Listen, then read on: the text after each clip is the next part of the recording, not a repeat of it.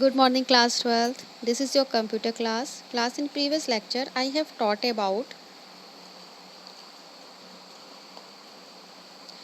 for loop statement, and today's we are going to start from jump statement. What is jump statement?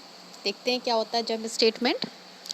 Jump statements are used to alter the flow of control unconditionally. That is, jump statement transfer the program control within a functions unconditionally. The jump statement defined in a C++ are break, continue, go to, and return. In addition to these jump statement, a standard library function exists is used to jump out of entire program. क्या होता है jump statement? इसे हम jumping के नाम से भी जानते हैं, आपको बता दें. ये इस प्रकार के जो भी स्टेटमेंट का यूज़ तब किया जाता है जब किसी भी काम से आगे के स्टेटमेंट को छोड़कर कंट्रोल किसी दूसरे स्टेटमेंट पे ले जाना होता है. C++ प्रोग्रामिंग में लैंग्वेज में break, continue, go to statement का यूज़ किया जाता है. And next, the break statement. The break statement is excessively used in the loops and switches statements. A break statement immediately terminates the loop or the switch statement by passing the remaining statement. The control then passes to the statements that immediately follow the loop or the switches statement. A break statement can be used in any of the 3 C++ loops. A break statement नाम से समझ में आ रहा है, इन जो इस type के statements होते हैं वो लूप एंड स्विचेस स्टेटमेंट्स में होते हैं. इनका यूज़ प्रोग्राम कंट्रोल को लूप से बाहर लाने के लिए किया जाता है. इट्स मीन ब्रेक स्टेटमेंट इसीलिए होता है. ब्रेक स्टेटमेंट एक एक करके लूप को तोड़ता है, यानी नेस्टेड लूप के मामले में यह पहले इनर लूप को तोड़ता है एंड देन आउटर लूप को आगे बढ़ाता है. अब नेक्स्ट है the continue statement. Continue statements is used to continue the loop with its next iteration. In other words, continue statement skip any remaining statement in the current iteration and immediately passes the control to the next iteration. The continue statement does not terminate the loop, rather it's only terminate the current iteration of the loop. Like a break statement, a continue statement can be used in any of 3 loops. Continue statement क्या करता है, इनका use हम तब करते हैं जब हम किसी विशेष सिचुएशन में, मतलब कोई स्पेशल सिचुएशंस में लूप के किसी भी दोहराने में ब्लॉक स्टेटमेंट को एग्जीक्यूट करना नहीं चाहते हैं. ये याद रखिएगा, ब्रेक का यूज़ प्रोग्राम कंट्रोल को लूप से बाहर निकाल देता है, जबकि कंटिन्यू का यूज़ हम लूप से बाहर निकलने के लिए नहीं बल्कि केवल उसे कंटिन्यूशन के ट्रू होने पर हम लूप के उस क्रिएशन से बाहर निकलता है, मतलब कि बाहर निकालता है. अब इसके बाद आपका आता है control statement in C++. C++ में कंट्रोल स्टेटमेंट क्या होते हैं? Program that we tired so far are executed in an ordinary manner. The statements are executed one after another without getting repeated or ignored. Certain tasks require execution of a some statement in ignoring the rest. These can be accomplished by using control statement. अब इसमें control statement में conditional control statement शुरू होता है. ये क्या होता है? The statement are executed when one और more condition is are satisfied. C++ support किस चीज़ को सपोर्ट करता है? C++ मैनी सच स्टेटमेंट, बहुत सारे स्टेटमेंट हैं. This statement are listed below with a brief description. अब हम इसमें जो भी स्टेटमेंट हैं उनके बारे में थोड़ा सा ब्रीफली देखते हैं क्या होता है, जिसमें आपका फर्स्ट है इफ़ स्टेटमेंट्स. तो what is if statement? The statement following the if statement is executed when the condition given true.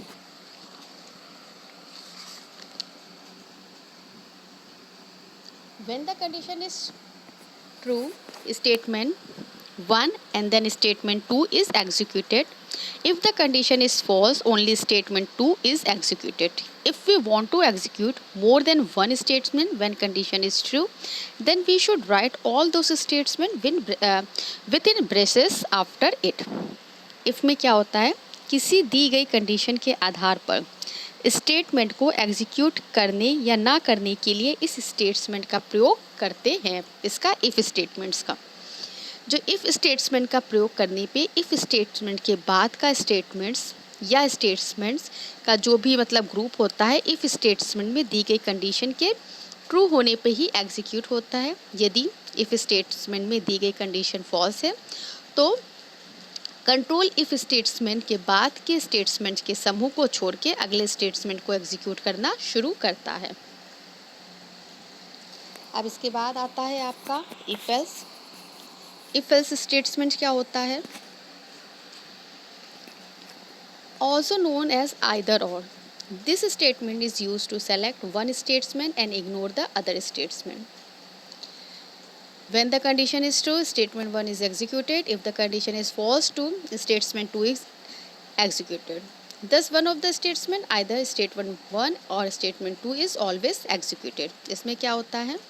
If else में if statement क्या जैसा ही होता है, कंडीशन के ट्रू होने को चेक करता है, लेकिन इसमें एल्स स्टेटमेंट भी होता है। यदि इफ स्टेटमेंट की कंडीशन ट्रू है तो इफ स्टेटमेंट बाद में लिखा गया स्टेटमेंट को एग्जीक्यूट होता है, नहीं तो एल्स स्टेटमेंट के बाद का जो स्टेटमेंट्स या स्टेटमेंट का ग्रुप होता है उसे ये एग्जीक्यूट होता करता है। इस प्रकार इफ एल्स स्टेटमेंट में इफ स्टेटमेंट के बाद के स्टेटमेंट को एग्जीक्यूट होगा और एल्स स्टेटमेंट के बाद statement.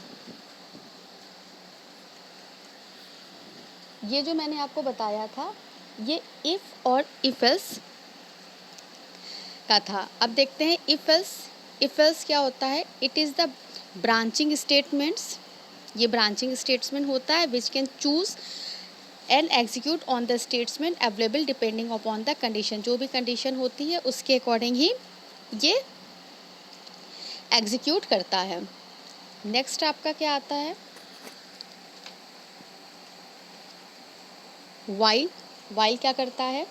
It is a repeated structure. ये क्या है? रिपीटेड स्ट्रक्चर स्टेटमेंट है which repeats a statement given as long as the condition is true. जो कि रिपीट स्टेटमेंट को जो भी कंडीशन ट्रू होती है रिपीट करने का काम करता है। नेक्स्ट है डू वाइल। डू वाइल क्या है? लाइक वाइल स्टेटमेंट इस रिपीट स्टेटमेंट रिपीट स्टेटमेंट जैसा ही है। Given as long as the condition is satisfied, जैसी कंडीशन से सेटिस्फाइड हो जाते हैं। Unlike in while statement the condition is check at the end of the structure. जो भी मतलब आपकी कंडीशन है उसे वो एंड उसका जो स्ट्रक्चर उसके एंड तक ये चेक करने का काम करता है। अब इसके बाद आपका क्या आता है?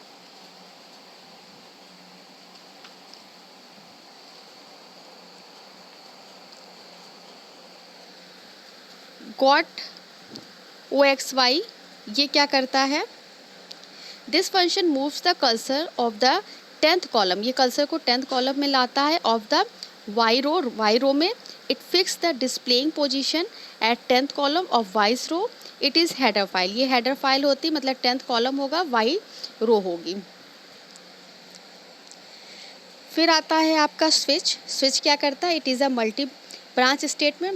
मल्टी ब्रांच स्टेटमेंट है which can be use to select and execute one of the available statements.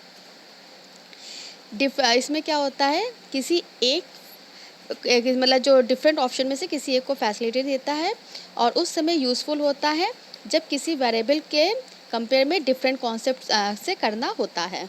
अब इसके बाद आपका आता है अनकंडीशनल स्टेटमेंट। इसमें क्या क्या चीज़ें आती हैं? गोटू का जो यूज़ होता है वो कंट्रोल को प्रोग्राम में किसी बनाए गए लेवल तक पहुंचाने के लिए किया जाता है। ब्रेक अभी पीछे भी बताया था। This statement can be use to terminate a repeated structure. Repeated structure को टर्मिनेट करता है such as while, do while and for an a multi branching statement like switch. ये सब इसके पार्ट्स हैं। फिर आता है कंटिन्यू। पीछे भी आपने इसको देखा था। Like the statement break continue can be use in a repeated structure. Repeated structure को कंटिन्यू करता है। However this statement repeat the loop for the next value. Next value में जाता है। The statement continue transfer to the control back to the beginning of the loop and ignoring set of the statement written after it. Class अब इसके साथ ही आपका ये जो chapters है वो ख़त्म होता है। इसके कुछ ऑब्जेक्टिव टाइप क्वेश्चन यहाँ पे दिए हैं जिनके आंसर भी आपकी बुक में दे रखे हैं।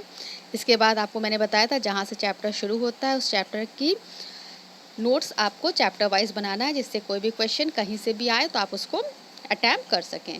नेक्स्ट लेक्चर में हम आपके साथ न्यू चैप्टर जो है उसे डिस्कस करेंगे। Okay class, thank you.